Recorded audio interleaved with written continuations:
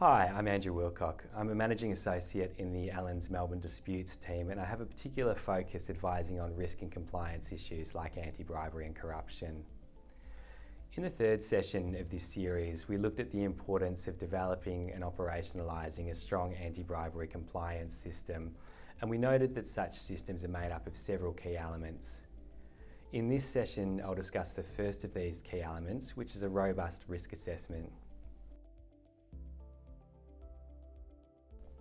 An enterprise-wide risk assessment is the foundation of an effective anti-bribery compliance system, and if conducted properly, it will assist a business to do a number of things, including to identify and rate its key anti-bribery risks, assess whether the compliance controls the business has in place are proportionate to those risks, and deploy resources efficiently and effectively when strengthening compliance controls.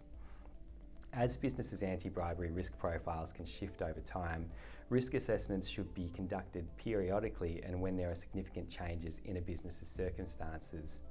For instance, a business that faces material bribery and corruption risks might conduct a risk assessment every 2 years, and then outside that cycle it might also conduct a risk assessment if it acquires another business or enters a new jurisdiction.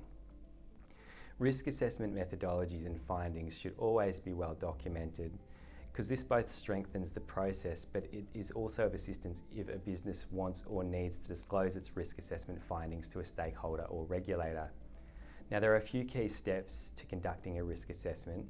A first step is to establish a compliance baseline. As mentioned earlier in this series, the global anti-bribery and corruption framework is complex, and it's important that a business looks at the anti-bribery and corruption laws it's exposed to and understands the obligations it bears. As a second step, a business should then consider the extent to which its geographical presence and business activities expose it to bribery and corruption risks. It's important to consider geography because some markets pose much higher bribery and corruption risks than others. A business that only operates in Australia and New Zealand is likely to face comparatively low bribery and corruption risks, but a business that operates throughout Central and South Asia will face comparatively higher risks. It's also important to consider the nature of a business's activities because some sectors and activities pose much higher bribery and corruption risks than others. For instance, it's important to consider whether a business regularly engages with public officials, whether it transacts with state-owned enterprises, whether it relies on licenses or permits to conduct its business, whether it engages in lobbying, whether it makes political donations or charitable contributions, whether it gives gifts or hospitality to stakeholders, and whether it conducts its business through agents or other third-party intermediaries.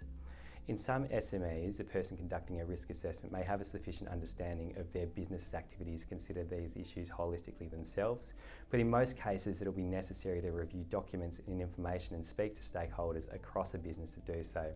So for instance, documents that you may need to look at include supplier lists, customer lists, permits and licenses, gifts and donations, registers and agreements with intermediaries, agents and joint venture partners. And stakeholders that you're going to want to talk to include people within operations, sales and marketing, procurement, external affairs and finance or treasury. Once a business has identified and rated risks arising from geography and business activities, as a third step, the business should review its existing controls and consider whether it's necessary to strengthen them. Again, in some SMEs, a person conducting a risk assessment may have a holistic view of how their business's anti-bribery and compliance system operates, but in most cases, it will again be necessary to review documents like compliance policies, procedures and processes, and speak to stakeholders within the business with relevant responsibilities. So that's an introduction to anti-bribery risk assessments. I want to re-emphasise that a business's risk assessment should be the foundation on which the rest of its anti-bribery compliance system is built. And I also want to re-emphasise that risk assessments should be refreshed regularly and should be rigorous and well documented. In our next session, we'll be moving on to discuss the role of the board and senior management in anti-bribery and corruption compliance. Thanks for watching.